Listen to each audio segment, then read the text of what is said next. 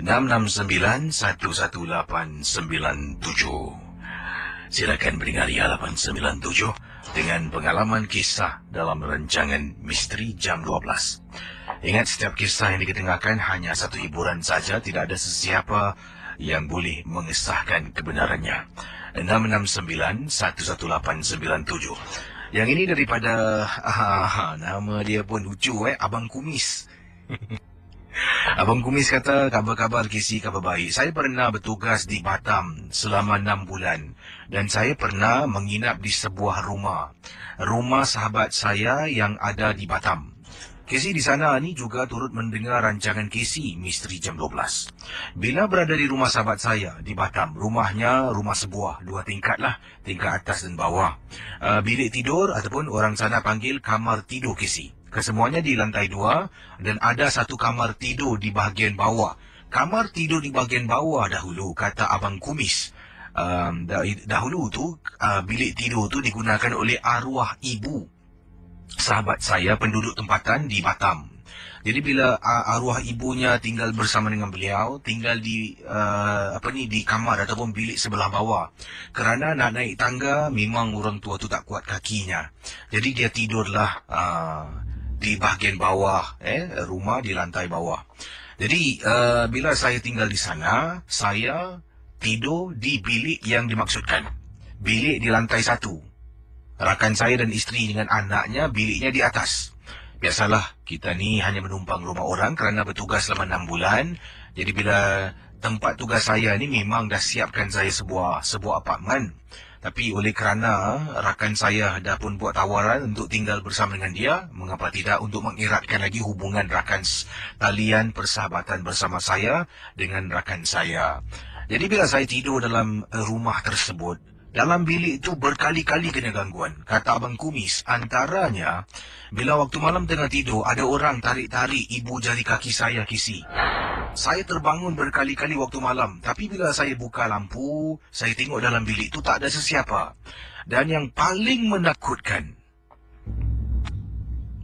pendengar Ria 897, Abang Kumis kata, yang paling menakutkan, saat itu saya sedang baring. Kemudian sebenarnya ni Kisi, saya pun nak dengar rancangan Kisi. Sedang menunggu Misteri Jam 12. Waktu tu merupakan hari Jumaat. Jadi hari Sabtu dan Ahad saya tidak bertugas. Saya akan pulang ke Singapura untuk bertemu dengan ibu dan ayah saya. Kata Abang Kumis, saya ni adalah seorang duda, dah berpisah dengan isteri. Jadi bila saya sebelum saya pulang hari Sabtu Minggu, saya dapat dengar rancangan MJ12 Jumaatnya lah. Sedang saya tunggu sampaikan saya tertidur, saya tersadar pukul 3 lebih pagi. Radio satu earphone sumbat sebelah telinga kiri. Tersadar rancangan Kisi pun dah habis, terlepas peluang saya nak dengar. Jadi saya pun cabut earphone saya, letak tepi katil. Baru nak lelapkan mata, tiba-tiba saya rasa macam katil ni ada orang baring. Jadi saya nak pusingkan badan. Saya katanya siku saya, siku saya ni terlanggar. Siapa pula baring dengan aku atas katil ni? Kisi, saya tak nak toleh. Saya terus bangun dari katil, tak nak toleh ke belakang, keluar dari bilik, buka pintu, tutup pintu, duduk di ruang tamu. Beberapa saat kemudian, ada orang Kisi buka tutup pintu bilik tu, buat main Kisi, macam benda tu tak suka saya duduk rumah tu. Setelah saya simpan gangguan ini, saya tak bilang pun sahabat saya. Akhirnya, beberapa minggu saya dah tak tahan lagi. Abang Kumis kata, saya pun beritahu rakan saya, sahabat saya tentang gangguan dalam bilik. Rakan saya terperanjat. Sebab sebelum ini, anak dia pernah katakan bila dia turun ke bawah nak ke dapur, dia pernah nampak arwah neneknya berdiri depan pintu bilik yang gelap gelita. Bila anaknya cerita pada bapanya, iaitu sahabat saya, dia tak percaya. Dia kata mungkin kita ni suka terbayang-bayang benda yang karut. Bila saya beritahu, baru dia percaya. Barulah dia dapatkan bantuan seorang kiai yang datang dan bersihkan semah bilik itu. Rupa-rupanya Kisi nak tahu tak, mengikut pendapat pandangan kiai di Batam tu, katanya bilik itu adalah bilik bekas arwah. Jadi bayangkan Kisi, almarinya masih ada, pakaiannya masih ada, katilnya semua sama. tidak diubah. Jadi kiai kata, boleh. Apa salahnya? Tapi kalau boleh ubahkan. Mungkin pakaiannya simpan dalam kotak ke buang. Ataupun almari ni tukar tempatnya. Katilnya disengitkan ke. Supaya tidak macam tempat arwah. Kadang-kala kata kiai, bila seseorang itu meninggal dunia, jasad dah pergi. Akan tetapi, korinnya masih boleh hidup bertahun-tahun lama sebelum korin itu meninggal dunia. Itu pengalamannya. Terima kasih dan selamat tengah malam. Kiriman daripada siapa ni? Luna. Luna kata, apa khabar Kisi dan selamat malam. Nama saya Luna Hartini. Ingin saya berkongsi kisah yang ringkas sahaja dan ini berlaku 2 minggu yang lalu. Saya ingat lagi waktu itu saya sedang duduk di ruang tamu menantikan bermulanya rancangan Misteri Jam 12 sekitar 12.10 tengah malam. Sedang saya duduk di ruang tamu, waktu itu juga sedang menantikan suami yang dalam perjalanan pulang. Di belakang blok sebenarnya dia singgah pergi kedai kopi untuk beli bihun goreng. Sambil nak dengar MJ12, sambil tu kami berdua pun nak naik siapa lah. Jadi kata Luna, sedang saya duduk ni tunggu suami, tunggu Kisi nak mula bercerita. Saya duduk di ruang tamu, gelap. Hanya radio saja yang dihidupkan. Juga ruang tamu pintunya tidak ditutup. Kemudian suami telefon, suami kata, buat air boleh tak? Dia nak minum lah. Jadi saya pun pergi ke dapur, buat minuman kegemaran suami. Dan sedang saya keluarkan cawan, nak isilah serbuk kopi yang suami suruh buat minumannya awal tadi. Tiba-tiba ada orang beri salam. Assalamualaikum. Jadi saya pun jawab, Waalaikumsalam. Kemudian saya tengok depan pintu saya ada seorang kakak ni sedang berdiri. Dan saya tanyalah, ya kak ada apa? Dia tanya saya, dek nak beli tak apa ni? Katanya, dek nak beli tak? Kakak ada jual selendang. Harga dia murah sangat. Ni tolonglah dik beli selendang. Jadi Kisi kata Luna, saya ni belum lagi lah bertudung. Jadi saya kata pada dia, tak apalah kak, terima kasih. Kemudian dia angkat kaki, dia terus jalan. Dan saya pun terfikir, malam-malam pukul 12.10 tengah malam orang jual selendang. Saya pun tinggalkan cawan suami, saya pergi depan pintu, saya buka pintu besi, saya menjenguk dekat luar. Budak ataupun perempuan yang jual selendang malam-malam buta tu Kisi dah hilang. Kalau Kisi nak tahu, bila dia jalan tu, hanya beberapa saat saya keluar, saya cuba tengok, tetapi dia tidak ada. Sepanjang-panjang koridor saya tu, dah tak nampak ke mana dia pergi. Kemudian sedang saya tengok lama sebelah kiri, sebelah kanan saya dengar, Assalamualaikum. Ya Allah Kisi, macam nak putus jantung. Rupa-rupanya suami saya yang beri salam. Saya terus marah suami. Suami tanya, kenapa dengan awak? Saya pun cerita pada suami. Dan saya tanya, ada nampak tak ada orang tadi turun jual barang? Tak ada. Dan bila saya cerita pada suami, suami kata, saya bidik. Mana ada malam-malam buta orang datang jual selendang? Itu saja Kisi. Terima kasih dan selamat tengah malam. Nasib baik yang beri salam yang kedua tu suami Kalau beri salam yang kedua tu bukan suami, dekat situ juga pingsan, dah boleh insaf dan boleh beli tudung. Saudara pendengar Misteri Jam 12, berikut ini kisah yang ingin saya bacakan pada anda semua. Sekali lagi, entah benar ataupun tidak, yang penting jangan kita terlampau taksub dan percaya dengan apa yang bakal saya bacakan kepada anda. Yang ini berkongsi kisah bila saya memahami kisah yang dikirimkan. Agak menarik sangat-sangat. Apa yang beliau alami ni memang cukup menarik. Jadi beliau kenal seorang pakcik ni, dan pakcik ni kononnya lah dalam kisah yang diceritakan ni, katanya bukan calang-calang orang Kisi. Pakcik ni mempunyai ilmu yang beliau miliki, yang beliau pelajari dari zaman muda, dan dia mempunyai sesuatu yang mana saya rasa tidak semua dan ramai orang tukang-tukang ubat ni mempunyai ilmu yang dia miliki. Jangan gunakan nama yang tertera pada alamat email saya Kisi. Saya harap Kisi rahsiakan nama saya. Kalau Kisi terbaca, tolong jangan kongsi kisah saya untuk malam ini. Okey, saya tak akan terbaca. Saya gunakan namanya Idi bukan nama sebenar, ini nama samaran. Okey. Jadi kata Idi, Beliau kenal dengan seorang pakcik ni, dan pakcik ni menjadi seorang dikenalilah daripada seorang sahabat. Dan bila duduk berbual ni, pakcik yang dimaksudkan, misal kata kita gunakan namanya Wak lah Wak yang dimaksudkan ni banyak pengalaman Casey. Pada mulanya saya ingatkan dia ni macam Wak action lah, macam Wak macam kategori, macam faham, macam semua dia tahu. Bila dia berbual, kita cakap pasal hantu, dia cakap pasal hantu ni, jin lah dan sebagainya, macam-macam benda lah. Jadi sampaikan satu hari, saya kata pada dia, Wak ni ilmu pengalaman hebat betul Saya satu hari saya nak cuba tengok Wak, sebab saya ni dah hidup dalam dunia ni 27 tahun. Waktu tu lah kata Idi dengan Wak ni saya dah hidup di dunia ni Wak 27 tahun. Tak pernah sekali pun saya nampak hantu Wak. Selalu dengar orang cerita hantu lah, nampak hantu dekat pokok lah, nampak dalam bilik lah, berdiri lah, dekat tengah duduk dekat bus stop lah, dekat terbumbung lah. Tapi saya rasa takut pernah ada. Saya pernah rasa takut dengar macam suara orang panggil, kadang-kadang berbisik, dengan orang batuk, dengan tu, dengan ni. Tapi nampak dengan mata saya, dua-dua biji mata ni, saya tak pernah Wak. Jadi saya pun macam bergurau dengan Wak ni. Saya kata, kalau Wak betul-betul hebat lah, Wak boleh tunjuk saya macam mana nak tengok tak? Kemudian Wak ni jawab, kau ni, aku cerita kau tak percaya. Engkau betul nak tengok? Jangan sampai kau menyesal. Ingat di, nanti kau menyesal. Menyesal memang tidak ada gunanya. Alah Wak, tak ada benda lah Wak. Saya nak Wak tunjuk saya lah macam mana bentuk dia, macam mana rupanya. Sebab saya selalu dengar orang cerita hantu cakap nampak tu. Saya tak pernah nampak ni Wak. Macam mana ni? Saya bertanya, katanya Idi, beliau bercakap dengan Wak lah.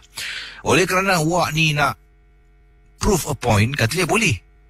Nanti minggu depan datang rumah dia. Dia boleh tunjukkan. Saya pun mula-mula ingatkan dia main-main ke si. Kemudian sehari sebelum saya pergi ke rumah dia, dia telefon saya. Dia kata, Di, besok jangan lupa datang rumah Wak. Kata kau nak tengok kan. Casey, daripada berani, malam tu Casey, saya menjadi takut. Wak ni nak buat apa sih? Apa nak buat ni? Jadi saya iakan je lah. Akhirnya dipendekkan cerita, saya datang rumah Wak. Masuk dalam, saya duduk dan Wak kata, okey, kau betul-betul nak nampak? Aku boleh kasih kau nampak. Jadi Wak kata, okey lah, boleh kasih nampak lah. Saya pun okey lah Wak, boleh. Wak pun mula melakukan sesuatu. Jadi Wak mengambil dua jenis daun. Daun yang sebesar telapak tangan. Wak ambil daun tu, Wak tekap dekat mata kiri, kemudian dekat mata kanan. Dia tekap, dia tekan, sambil mulutnya komat kamit membaca dan terus membaca Casey.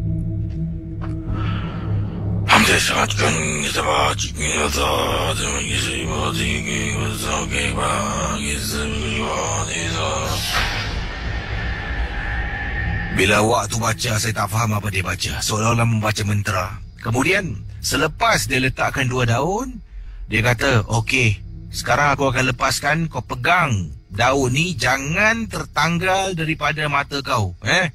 Saya pun pelan-pelan Casey pegang daun kiri dengan kanan. Wak ni masih membaca, dan kemudian dekat kepala saya ni, Wak menggunakan jari telunjuk.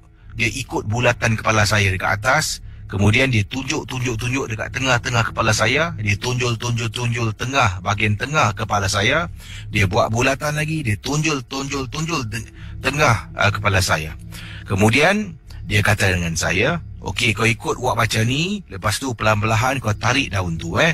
Dia pun baca, saya pun ikut. Dia baca, saya ikut. Perlahan-lahan saya tarik isi daun. Dua daun yang ada di mata saya yang saya pegang tu, saya perlahan-lahan tarik. Kemudian dia kata, baik, sekarang kau buka mata. Saya tengok kiri kanan.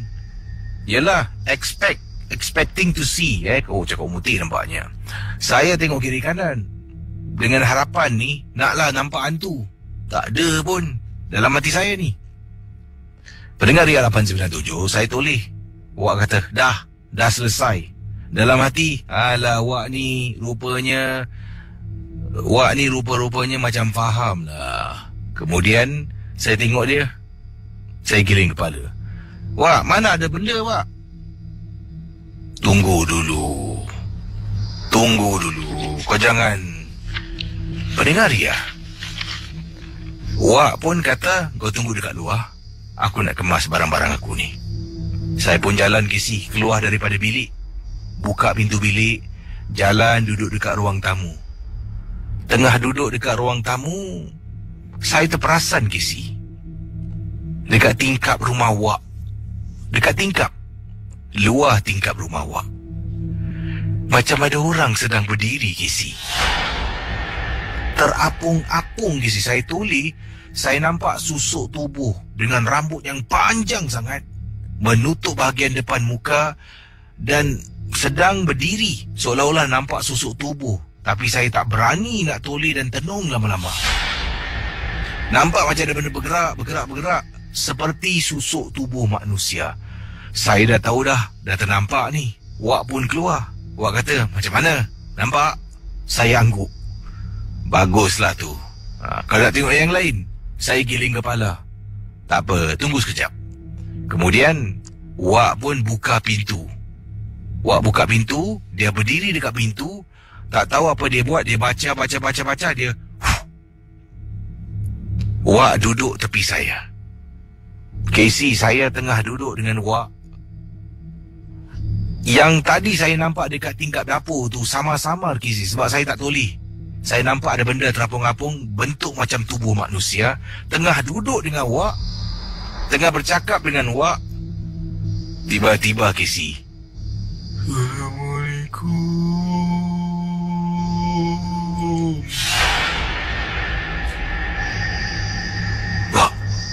Wak, apa? Wak dengar tak ada orang beri salam? Dengar. Siapa tu, Wak? Seramnya suara dia.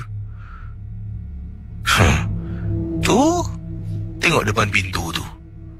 Casey, bila saya tuli Casey, ya Allah Casey, saya tuli kepala saya tengok dekat pintu. Astaghfirullahalazim, ya Allah, apa tu, Wak? Wak, tak nak tengok lagi, Wak. Wak, tak nak tengok. Aku lupa nak bilang kau. Apa yang kau kena, yang kau nampak ni, minta maaf, dia akan kekal dekat mata kau untuk 3 hari. Selepas 3 hari, baru akan lenyap. Wak, tolonglah, Wak. Saya tak nak tengok, Wak. Wak, saya tak nak tengok, Wak. Saya tahu Wak handal. Wak handal, Wak. Wak hebat, Wak. Wak, tolonglah. Wak, tolonglah, Wak. Tutup baliklah, Wak. Tutup baliklah. Aku tak main-main. Aku lupa nak bilang kau. Bila aku buka, untuk kau nampak, 3 hari, aku tak boleh tutup, buka sesenang hati aku. Sekarang aku dah buka, kau nak tengok sangat, kau dah nampak, kau takut. Aku tak boleh tolong kau. Kau tunggulah 3 hari. Habis, macam mana, Wak, saya nak balik, Wak? Kalau kau takut sangat, kau tidur sini sudah. Besok pagi kau balik. Alamak, Wak, macam mana, Wak? Saya tak boleh, Wak. Tolonglah, Wak. Tolonglah. Pendengar Misteri Jam 12. Idi katanya, saya menyesal Casey.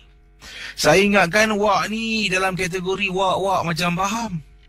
Tapi yang macam faham tu saya. Casey, saya tidur rumah Wak. Saya bangun pagi. Saya tak mandi. Setakat komo-komo mulut. Ambil beg saya, keluar dari rumah Wak. Pergi ke kenderaan saya. Memandu ke rumah. Sampai rumah, saya takut nak keluar. Saya turun ke bawah Casey. Pergi doktor ambil cuti sakit. Ambil MC, tak pergi kerja. Jadi sepanjang 2 hari kemudian tu, saya duduk rumah. Dalam bilik, saya kuncikan diri saya. Nak makan, saya keluar. Kemudian saya pura-pura sakit, menggeletar, menggigil badan. Jadi mak saya ingatkan saya betul-betul sakit. Padahal saya sakit. Sakit kerana takut Casey. Apabila saya berada dalam rumah saya, Casey, makan dekat ruang tamu pun adalah satu gangguan yang hebat. Tengah duduk makan, Kisi, saya nampak ada benda hitam dekat luar tingkap rumah saya. Tengah makan ni, dengan mak saya duduk berbual, tiba-tiba, Astagfirullahaladzim, ya Allah, astagfirullah. Mak saya tanya, kenapa dengan kau ni, Di? Tak ada apa-apa, Mak. Pening kepala, Mak. Astagfirullah, peningnya kepala aku. Terpaksa saya berbohong, Kisi. Saya menyesal sangat-sangat. Dan saya takkan lagi buat benda ni. Terima kasih. Dan selamat tengah malam. Yang ini daripada Lisa. Assalamualaikum, Kisi. Waalaikumsalam warahmatullahi ta'ala wabarakatuh. Lisa ingin berkongsi pengalaman ini berlaku di rumah lama Lisa. Sekarang dah berpindah, Kisi. Pengalaman ini di Tanglin Hawk. Ini rumah lama Lisa lah. Sekarang tempat ni pun dah berubah. Banyak rumah dah dirubuhkan, dibangunkan semula. Tapi pada waktu itu, Lisa ingat lagi satu peristiwa di mana pada waktu malam ni, rumah Lisa ada seorang pakcik. Pakcik ni berkopiah sungguh haji. Dia seringkali kelihatan seorang diri pada waktu malam. Tapi bila dia jalan, badannya akan bungkuk sedikit. Tangan kiri dan kanan akan berada dekat belakang badan. Ya, tangan kiri kanan akan berada di belakang badan, tapi cara dia letakkan tangannya seperti dia sedang mengapung sesuatu di belakangnya. Seperti dia sedang mengangkat sesuatu di belakangnya. Nanti dia akan jalan, tangan letak belakang, dalam keadaan bungkuk sedikit, dia akan jalan, badannya akan dihayun depan belakang. Macam seolah-olah ni sedang bersenam lah. Banyak kali saya nampak pakcik ni dan juga saya dengar kabar-kabar angin, berita daripada penduduk-penduduk. Biasalah, Kisi. Orang ni suka sangat bergosip, bercakap. Nanti berita tu tahu-tahu sampai pada telinga kita. Ada orang mengatakan yang pakcik ni ada pelihara sesuatu ilmu hitam. Sebab tu cara dia berjalan macam tu. Dan pakcik ni akan hanya kita nampak pada waktu malam saja. Nanti jam 7 lebih malam akan nampak dia tiba-tiba berada dekat kawasan pusat makanan di Tanglin Hawk pada waktu itulah. Kisah ini berlaku sekitar tahun 1990-an. Katanya Lisa ketika kejadian yang menakutkan ini berlaku. Dan apa yang membuat saya percaya kata-kata orang-orang, setengah orang ni, kata Lisa, pada suatu hari apabila saya nak pulang ke rumah, saya ternampak pakcik ni sedang berada betul-betul dekat kawasan rel kereta api. Rumah saya ni betul-betul berdekatan dengan rel kereta api dan sebelum tu, depan tu ada macam satu court orang main badminton. Jadi dekat court tu, pakcik ni sedang jalan. Dan apa yang saya nampak, saya terperanjat. Pakcik ni menghampiri dekat kawasan semak samun rel kereta api. Tangan yang di belakang tu, yang sering kali di belakang, tiba-tiba dia angkat tangannya satu ke depan, satu lagi ke depan. Kemudian dia membungkukkan dan seolah-olah sedang meletakkan sesuatu di atas tanah. Dan bila saya ternampak pakcik tu berbuat demikian, dia macam tahu yang saya sedang perhatikan dia. Sambil tangannya tu diletakkan atas lantai, sambil tu dia toleh. Dengan pantas dia toleh tengok saya dan dia beliakkan matanya. Saya punyalah terperanjat dan takut. Dengan segera saya lari naik ke atas rumah dan masuk dalam rumah, tutup pintu dalam keadaan ketakutan. Nasib baiklah pada waktu itu suami ada di rumah, tidak bertugas pada waktu malam. Dalam rumah tu hanya saya dengan suami. Kami ni baru saja berumah tangga. Jadi bila dah ternampak, baru mungkin saya percaya dengan kata-kata orang yang mengatakan pakcik ni ada memelihara ilmu sihir, ilmu hitam. Sebab tu belakang tu dia gendong sesuatu. Yang dia gendong tu adalah anak jin. Entah benar ataupun tidak lah. Tapi itulah pengalaman saya, Casey. Terima kasih. Dan mohon maaf kalau kisah saya tak seram. Tapi ini adalah satu kejadian misteri yang berlaku dekat kawasan rumah saya. Terima kasih. Ini Kak Aminah. Kak Aminah berkongsi. Katanya, salam kenalan Kisi. Saya Kak Aminah. Pendengar misteri jam 12 berasal dari Alu Gajah. Wah, Alu Gajah. Adakah Alu Gajah di Melaka? Ataupun di mana ni Alu Gajah?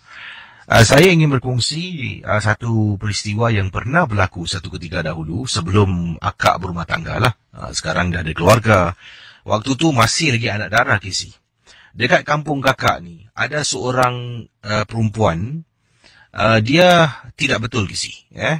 Dia gila lah, kata Kak Mina. Jadi wanita ni yang tak betul ni, siapa yang tinggal dekat kawasan kampung kakak ni kenal dengan kehadiran wanita ni.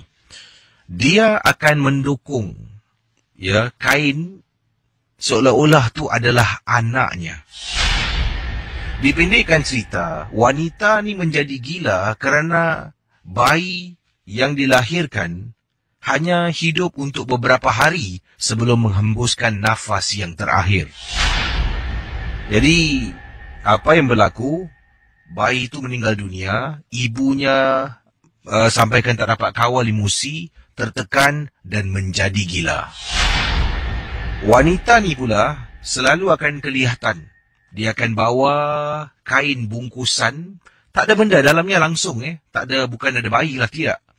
Kain bungkusan tu dia akan bawa, nanti dia akan jalan, dia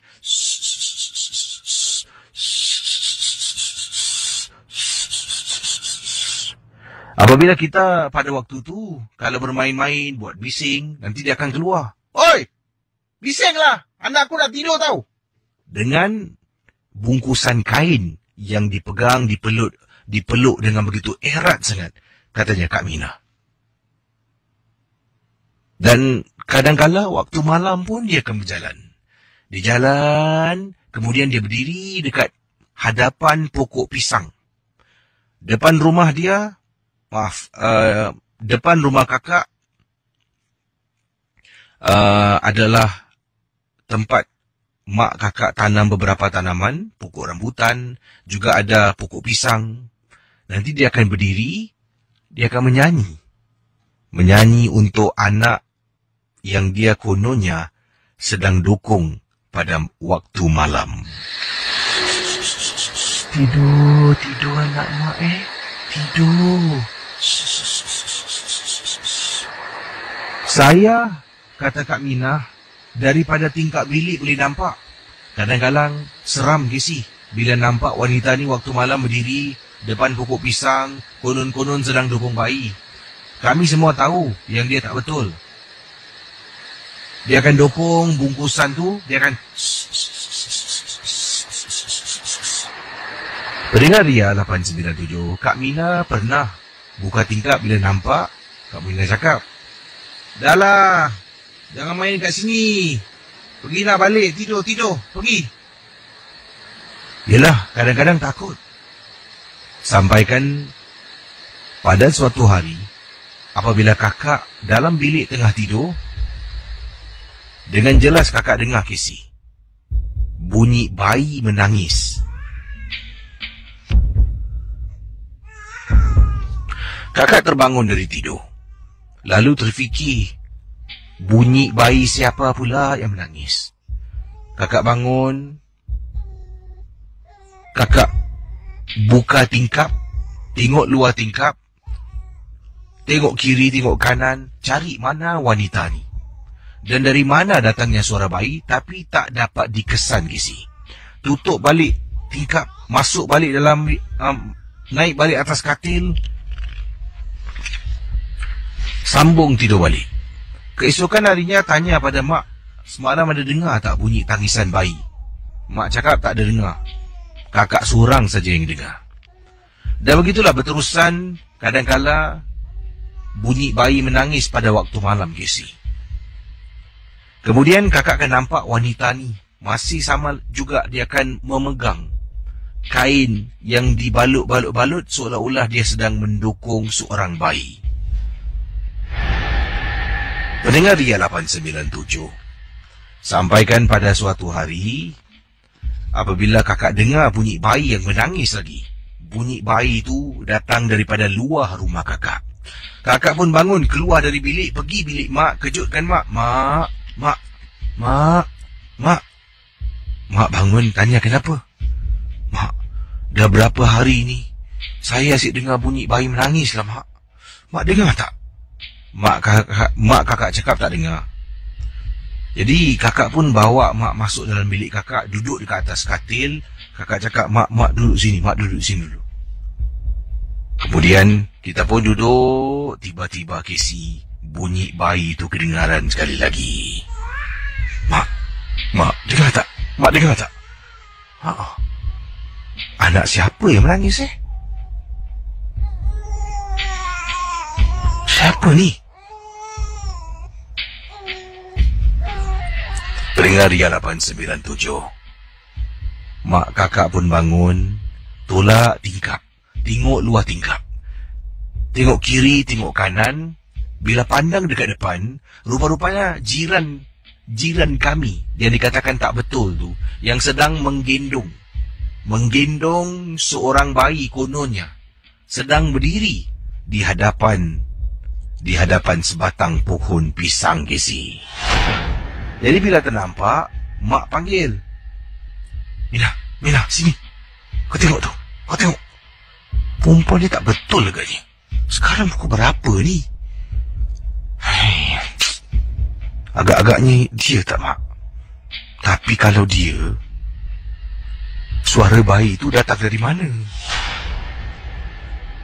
Casey, sampai ke saat ini kita tak tahu, Casey, adakah yang dia dukung tu bayi betul ataupun tidak. Dan dari mana datangnya suara bayi yang mengganggu kakak dengan mak kakak. Kami hanya boleh membuat andaian sendiri. Tapi sama ada betul ataupun tidak ada sesiapa yang tahu. Halo, selamat tengah malam. Selamat malam. Ya, siapa bercakap ni? Nama saya Muhammad. Cik Muhammad bawa panggilan dari mana? Dari Bedok. Silakan, ada pengalaman misteri tentang apa ni? Silakan. Okey, ni pengalaman saya ni agak aneh lah. Jadi saya nak kongsi pada pendengar mesti jam 12. Kalau teman-teman yang boleh dapat dia punya jawapan lah. Okay? Ceritanya begini. Saya ada sekolah kami yang suka tangkap burung parrot lah. Di satu tanah perkuburan di Singapura. Okey. Jadi saya dengar-dengar tu, lepas tu saya jumpa dengan dia. Saya cakap dengan dia, okey, kalau happen tu tangkap lagi burung-burung parrot ni, kalau dapat kasihlah saya satu. Saya suka piara burung parrot, saya bilang kan, boleh kasih jinak dan sebagainya lah. Jadi kebetulan tu dalam 2-3 hari rakan saya hubungi saya. Dia cakap, burung yang kau nak ni aku dah tangkap, datang kat sini ambil. Jadi saya pun dengan semangatnya lah kan, pergi jumpa dia. Kita ambil burung parrot yang dia tangkap tu. Jadi saya dah dapat warna hijau lah, satu color kan, warna hijau, agak besar lah burung parrot dia tu. Jadi saya terlampau suka sangat. Saya terus balik kat rumah lah. Balik rumah sangka pula tak ada. Pada malam tu juga saya pergi kedai tu beli KTP kek dan sebagainya lah semua kan, untuk taruhkan nanti burung parrot tu biar selesa. Jadi dah sampai ke rumah, dah belikan kek semua, saya masukkan burung parrot tu kat dalam. Sambil cerita pun saya tengok-tengokkan burung parrot tu lah, tengok dia selesa ataupun tidak kan. Jadi hari pun dah sampai ke malam, jadi nak masuk tidur lah. Jadi saya pun masuklah tidur, tinggalkan burung parrot tu kat dalam kek. Dia tidur, jadi besok pagi saya harap-harap dapat dengar suara dia terpekik, terpekau kan, biasalah burung parrot kan bising kan. Jadi bila saya sadar pagi tu tak ada bunyi apa-apa. Jadi saya ingat mungkin tempat baru mungkin dia takut lah nak bunyi-bunyikan suara. Jadi saya keluar lah, saya taruh burung tu kat dapur lah. Jadi bila saya keluar, saya cepat-cepat pergi tempat kes tu, saya tengok tiba-tiba burung tu dah tak ada lah, Casey. Tapi saya pasti betul lah kan, yang pintu kes tu saya dah lock, tambahkan lagi yang kancing additional lah, takut nanti digigit-gigit kan.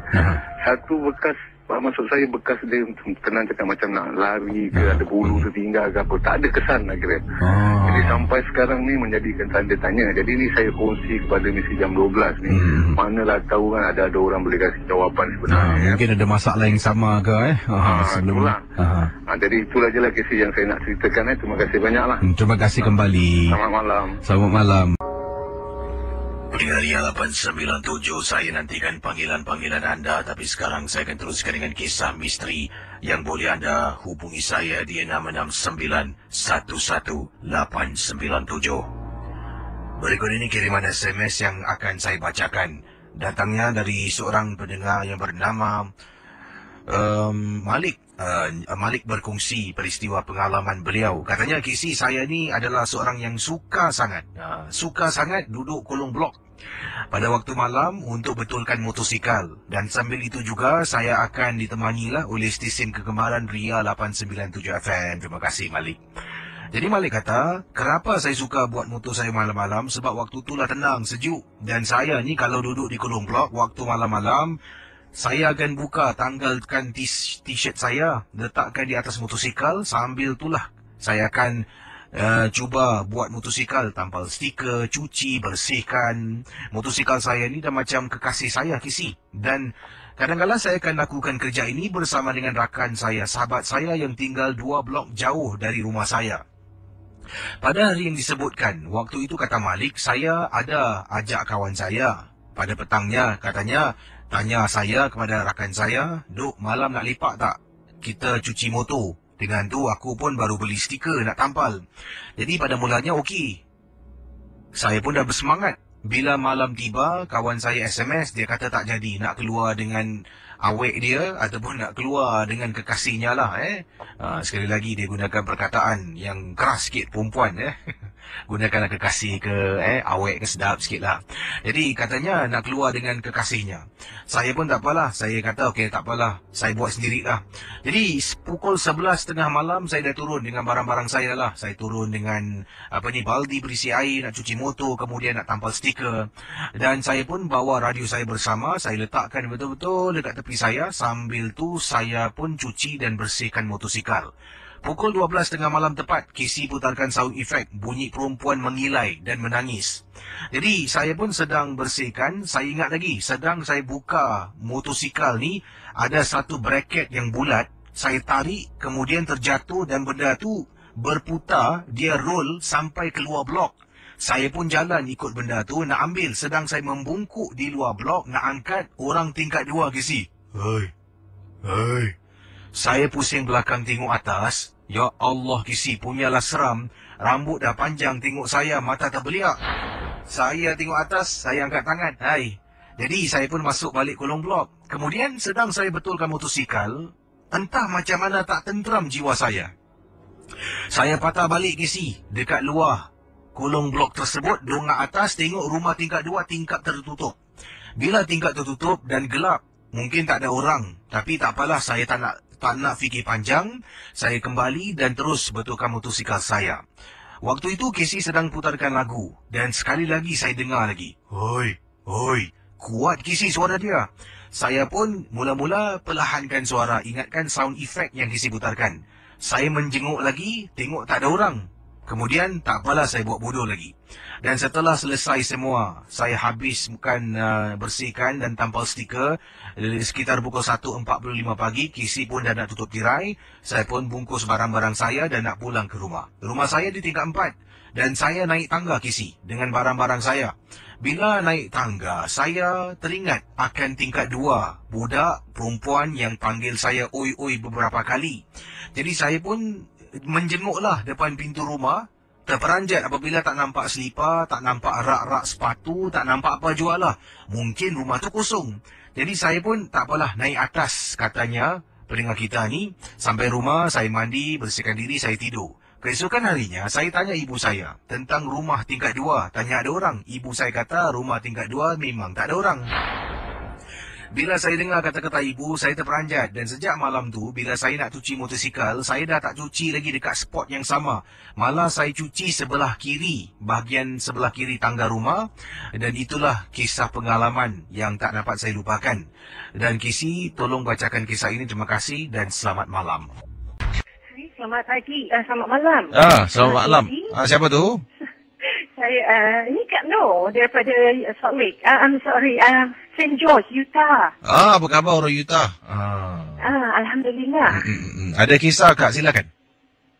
Ya Kak Noh punya kisah ni daripada Kak Noh sendiri. Waktu dulu-dulu tahun 70 lebih lah dulu di Melaka. Jadi Kak Noh suka balik kampung lah. Jadi setiap cuti sekolah akan balik kampung sendiri, naik bas. Naik bas express dulu, Melaka Singapore Express. Dan akan sampai ke Melaka, rumah nenek saya. Jadi waktu tu saya imbas balik ke setahun sebelum itu ya. Bila saya sampai di Melaka, malamnya tu, pada malam pertama tu, dalam pukul 8 malam gitu, bunyi heboh lah, ada orang rupanya ketua kampung atau penolong ketua kampung, saya pun tak ingat lagi. pakcik itu, dia ada senapang. Ke kampung dia Melaka ada senapang. Dia boleh tembak orang. Dia kata pada nenek saya tanya, apa hal ni? Dia kata, ada budak-budak ni lah mengendap. Dia kata, mengendap. Mengendap apa? Mengendap siapa? Mengendap dia nak tengok anak dara Singapura. Dia kata. Jadi, kita fahamlah dia nak mengendap saya. Sebab, budak kampung nakal agaknya kan, dulu. Jadi, waktu tu malam, di kampung waktu tu, tidak ada lampu. Kita cuma pakai lampu colok, lampu pelita kan, lampu gas tau dulu. Air pun tak ada. Ini tahun 71, 72. Jadi memang betul kita rasakan sebab ada orang yang lari mungkin ke baru tu ke belakang rumah sebab bunyi kambing, bunyi lembu ya, dia binatang-binatang menguak semua. Jadi ada yang lalu di situ dan cabut lari ke belakang. Jadi mungkin benarlah. Jadi itu setahun sebelum yang saya nak ceritakan ni. Jadi sekarang pada malam yang pertama saya sampai tu, saya teringat cerita yang ada orang suka mengendap. Budak-budak kampung. Jadi selepas makan malam, gelap ya, mesti ingat gelap ni semua waktu tu. Jadi saya ni budak muda kan suka tengok cermin. Dia pergi tengok cermin. Jadi saya naik rumah tu, rumah panggung tau, Casey. Bermakna orang kalau nak mengendap tu boleh masuk di bawah rumah kan. Jadi saya pun naik ke atas bilik di rumah orang Melaka cuma biliknya ada satu dan tidak ada pintu. Jadi saya masuk, saya berdiri betul-betul depan almari bercermin. Saya berdiri di situ, saya tengok budak-budak mak kan. Tengok bila saya di cermin. Lepas tu, Casey, apa jadi? Saya rasa ada jari colit tapak kaki saya. Oh my. Saya kata, wah, betul ni budak-budak ni. Jadi, saya tidak cakap apa-apa. Saya terus keluar dari bilik tu, terus pergi pada nenek saya yang duduk di situ, isap rokok. Orang kampung malam-malam dah tak ada kerja lagi, tak ada TV, tak ada apa. Jadi saya duduk macam biasalah, berbual-bual saja. Saya tak cakap apa yang berlaku tadi.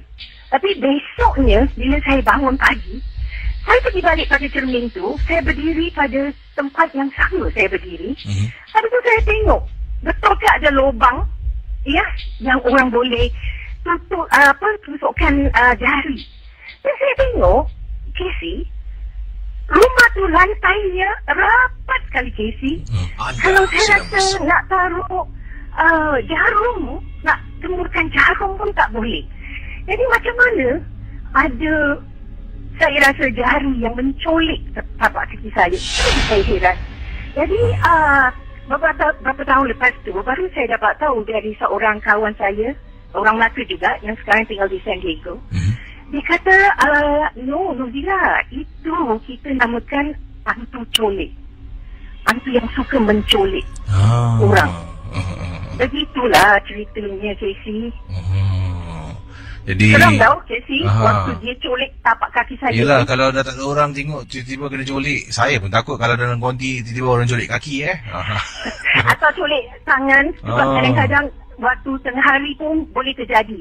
Sebab orang dulu-dulu suka ambil kayu ya, pokok kayu di ladang-ladang getah. Jadi waktu tu tengah hari, jadi itu pun orang boleh terasa dicolik. Diculik. Itulah ceritanya, Casey. Ini dia. Terima kasih pada akak jauh telefon Ya, kita kan fan anda. Terima kasih lah kak. Walaupun dah bertahun duduk sana, tetap cakap Melayu macam Mai kak. Bagus. Bangga. Alhamdulillah, kata orang Melayu. Betul. Terima kasih kak. Terima kasih, Casey. Bye-bye. Bye-bye. Itu dia Kak Zila kita daripada Utah di Amerika Syarikat. Wah, berkongsi pengalaman Okey saudara, kisah berikut ini ingin saya kongsi bersama dengan anda. Ini berada di kisah yang diketengahkan ini terjadi di Alur Gajah.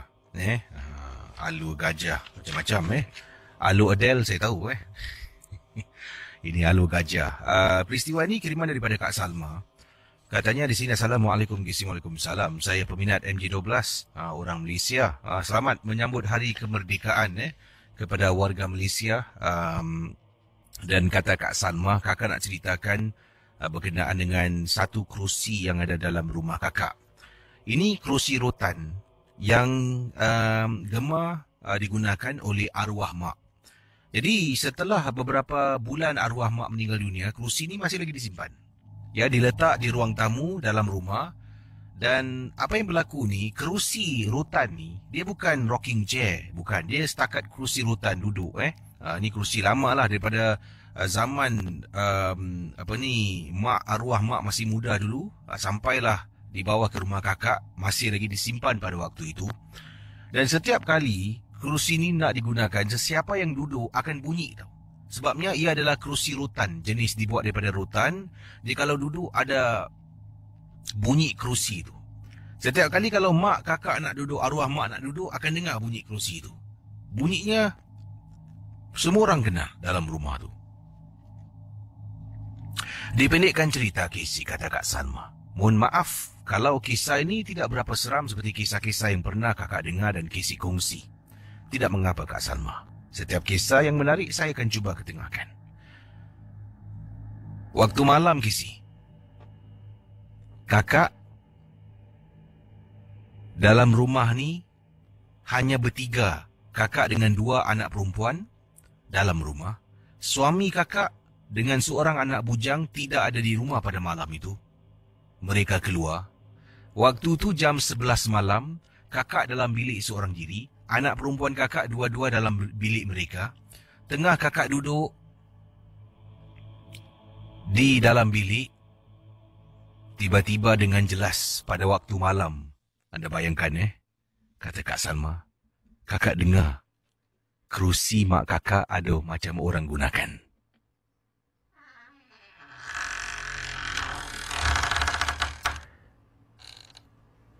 Bayangkan pendengar Ria 897. Jadi kakak pun macam, siapa pula duduk ni? Kakak jenguk dekat luar. Tak nampak sebab kerusi itu terselindung di sebalik tembok. Kakak pun, mungkin anak gadis kakak lah, yang sedang duduk dekat kerusi. Tiba-tiba setelah kakak buat andaian mungkin anak gadis tengah duduk, kakak dengar anak perempuan kakak dua-dua sedang ketawa dekat bilik sebelah. Siapa yang duduk dekat kerusi itu? Bayangkan pendengar Ria 897.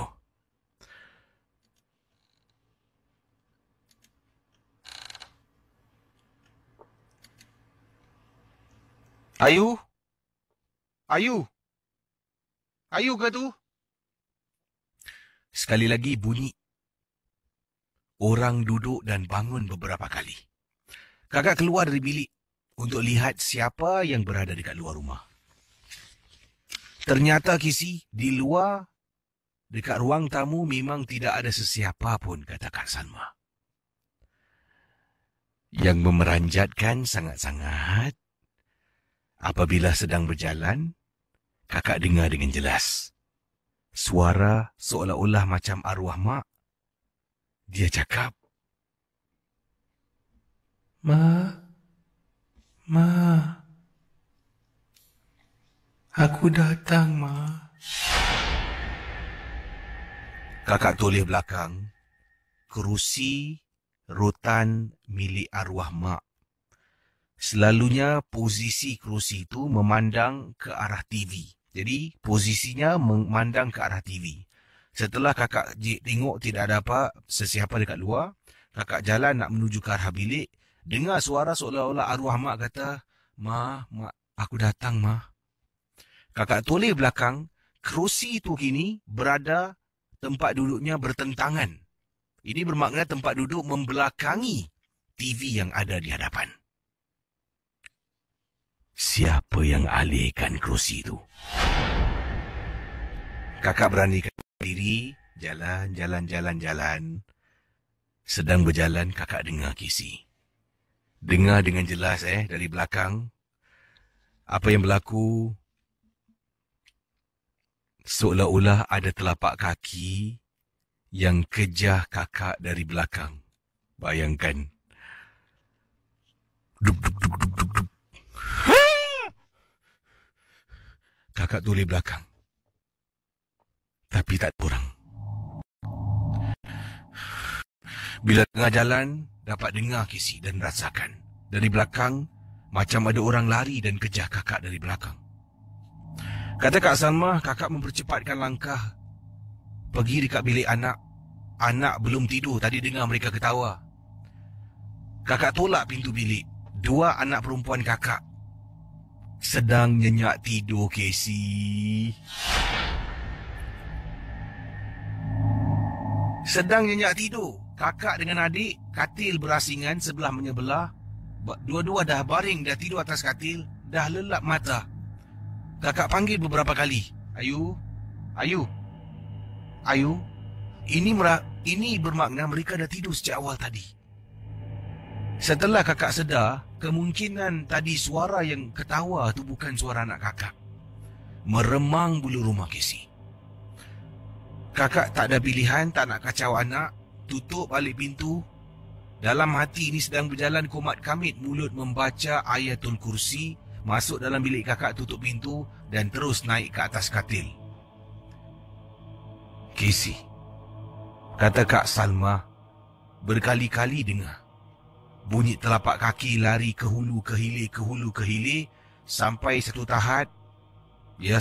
tahap gangguan telapak kaki, keadaan kakak yang meremang ni tiba-tiba hilang begitu saja. Terima kasih. Dan Kak Fauzia kata, boleh kakak bercerita? Boleh. Kata Kak Fauzia, kakak ingin berkongsi pengalaman kakak. Dan perkara ini berlaku pada rumah kakak yang nombor 1. Sekarang ini kakak tinggal di rumah yang ketiga. Wah, ni kakak ada pindah randa ni. Kata Kak Fauzia, dulu Casey kakak tinggal di salah sebuah blok di kawasan Tanglin Halt. Casey nak tahu, kakak ada seorang jiran ni, setiap malam, makcik tua ni, setiap malam dia akan keluar. Bila dia keluar, di tangannya ada seolah-olah macam daun-daun sirih. Kemudian daun sirih itu dia letaklah, ada pulut, ada daging dan telur. Dia akan bawa pergi dekat tepi landasan kereta api.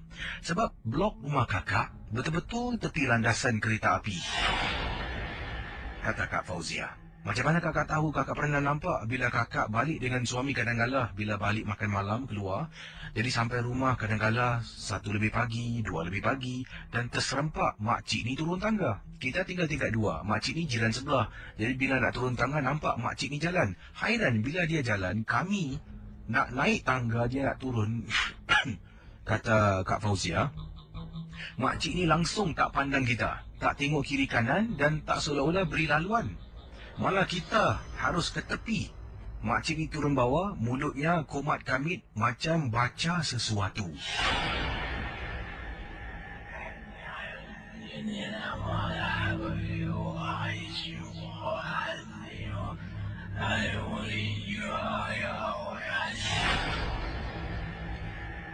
Saya dengan suami terus naik tangga secepat mungkin, terus pergi dekat ujung koridor dan mengendap ke mana makcik ni pergi. Rupa-rupanya dia bawa Casey. Bungkusan ni bawa jalan sampai dekat semak samun tu ada pohon-pohon kecil ataupun bushes kata beliau. Makcik ni pergi dekat tepi landasan tu, letakkan benda tu betul-betul tepi railing kereta api tu Casey. Dia menyangkung, kemudian dia terus jalan balik. Saya dengan suami terus kelang kabut, kata Kak Fauzia, masuk dalam rumah buka pintu. Makcik tu kami terus teropong. Suami saya tengok dari tingkap yang dia tarik sedikit. Saya tengok dari lubang pintu. Makcik tu jalan dan pulang ke rumah. Dan Casey, yang paling menakutkan sangat-sangatlah.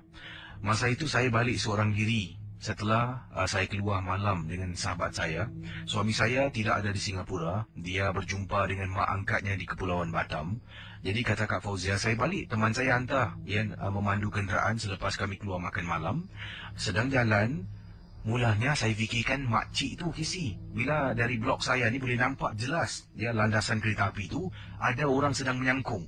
Jadi tengok, makcik ni lagi apa dia buat ni? Saya dengan segera rasa takut naik atas. Bila sedang nak naik tangga terperanjat, makcik tu baru sedang nak naik tangga sama dengan saya. Siapa yang saya nampak sebelum tu? Saya tak nak toleh dan tengok lagi, kata Kak Fauzia. Masuk dalam rumahnya, kunci pintu dan terus katanya tak keluar rumah sampailah ke pagi. Itulah pengalaman peristiwa Kak Fauzia tak dapat lupakan. Terima kasih Kisi. Okey, ini kiriman daripada Yati berkongsi peristiwa. Yang ini katanya Kisi, kadang-kadang anak-anak kita ni demam, kita tak tahu apa puncanya. Dan sebagai seorang ibu bapa, kita harus juga mempunyai fikiran yang terbuka. Demam ini boleh berlaku kerana sakit diserang virus. Yang kedua, demam ini mungkin kerana gangguan makhluk halus. Saya ini jenis yang tak percaya dengan yang kedua. Yang pertama, virus biasalah. Kalau anak sakit dan demam, itulah seringkali yang saya rasakan. Yang anak saya ini mungkin badannya imun sistem tak kuat, jumpa doktor, makan ubat. Tetapi demam anak saya yang berusia 5 tahun ini berlarutan, berpanjangan. Yang hairan, demam ini hanya berlaku pada malam hari saja. Nanti bila malam dia demam, badannya mula panas, dia mula menggigil, menggeletar. Pagi saya nak bawa jumpa doktor, periksa temperature, dah turun.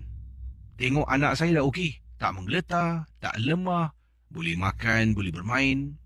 Nanti bila malam selepas maghrib, dia mula akan duduk diam diri seorang-seorang dia duduk. Saya nanti cari, Iwan. Nanti nampak dia tengah duduk dekat one corner, menggeletar, menggigil. Kesian saya dibuatnya. Dan kejadian berlaku beberapa kali, sampaikan malam tu juga saya kejarkan ke hospital, iaitu emergency untuk mendapatkan rawatan. Bila jumpa dengan doktor periksa suhu badan anak saya. Bila tengok suhu badan melalui termometer yang digunakan, suhu badan anak saya okey. Tak demam pun. Kata doktor kalau demam 37.5 ke atas adalah tanda-tanda anak saya demam. Tapi langsung tidak. Anak saya menggigil Kisi. Menggigil. Kemudian dia selalu tengok atas. Matanya pandang ke atas, mendongak ke atas macam ada sesuatu yang tak kena. Dan yang menyarankan kepada saya adalah doktor tu sendiri. Doktor tu kata, maybe you want to try alternative. Mendapatkan rawatan alternatif Kisi. Saya ni memang tak percaya. Sampaikan doktor dah sarankan, terpaksa saya pergi.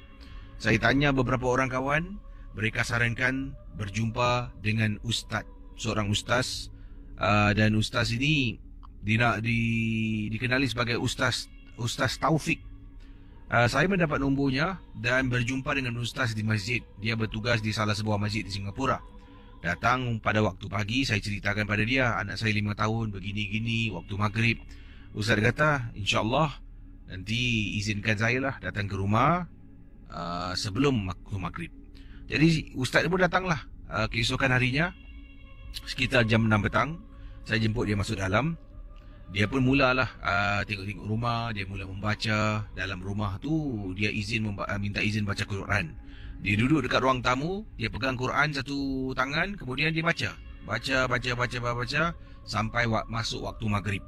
Jadi dari 6 lebih tu dia baca sampai maghrib. Kemudian dia solat. Selepas solat tu, tengok anak saya dah macam biasa pattern. Duduk dekat tepi. Dalam bilik, tepi tembok dia duduk berpeluk tubuh, menggigil, menggeletar. Kesian Kisi melihat keadaan anak saya. Dan matanya seringkali pandang ke atas. Ustaz tu tengok, ustaz tu panggil anak saya, Iwan, langsung tak menyaut dan langsung tak pandang. Selalunya anak kecil kalau kita panggil nama, kita panggil dia akan toleh tengok. Ini langsung tak buat. Kemudian ustaz menghampiri, saya nampak menghampiri anak saya. Kemudian ustaz tu duduk bersila depan anak saya. Ustaz pegang tangan anak saya, masih menggigil ketakutan. Ustaz tu pun mula membaca. Baca surah-surah. Kemudian anak saya baru toleh tengok ustaz tu. Dan terus dia peluk Ustaz Taufik. Dia peluk. Saya nak menangis melihat keadaan. Saya cuba cekalkan hati, kuatkan semangat. Bila dia peluk Ustaz, saya tahu ada benda yang tak kena. Kemudian Ustaz tu kata, boleh tolong ambil anak awak dekat luar, kasih dia tengok TV. Kalau ada kartun ke, biar dia tengok sekejap. Dia dah okey sekarang. Saya perlukan masa duduk dalam bilik. Awak izinkan saya tak duduk sini? Boleh Ustaz? Ustaz silakan. Terima kasih ya. Dan bila saya keluar, Ustaz tu pegang Quran. Dia duduk dalam bilik saya. Dia baca kisi. Baca Quran. Dia baca. Lama tu kisi. Daripada jam 7 lebih, masuk waktu isyak dia berhenti. Dia keluar solat isyak. Dia masuk balik. Dia sambung lagi baca Quran. Kemudian dia keluar. Katanya dalam bilik awak ada benda yang dah tinggal. Dia tak nak keluar. Saya dah baca. Tapi buat masa ni, awak jangan tidur dalam bilik dulu. Tidur dekat bilik lain ataupun tidur dekat ruang tamu lah. Besok saya kena datang lagi. Akhirnya Casey, kali kedua Ustaz Taufik datang bersama dengan seorang rakan. Keadaan anak saya kembali pulih. Dah tak lagi demam bila masuknya waktu maghrib. Kadang-kadang memang sukar kita nak percaya tentang perkara-perkara alternatif ini. Tapi sememangnya ia wujud. Cuma kita saja yang tak nak percaya. Terima kasih.